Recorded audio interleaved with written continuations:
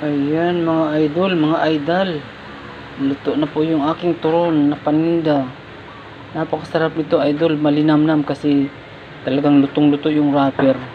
Talagang ang pagkaluto ko ay well done ang pagkaluto ko ng turon saging. Ayan oh. Napakasarap nito idol. Talagang mapapasana all ka na lang. Saka yung isa ko ayan oh, yung turon malagkit na nagdikit-dikit. Ayan. Malutong din yan idol kasi ang pagluto talaga niya kailangan may technique. Kailangan lutuin yung wrapper, yung nakabalot dyan sa kanya para lutong, talagang malutong-lutong talaga siya.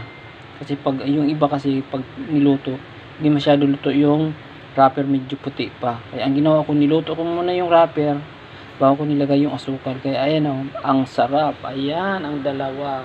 Yan ang aming paninda ngayong hapon. Kaya abangan nyo kami dun sa may simbahan mga idol. Bye bye, salamat.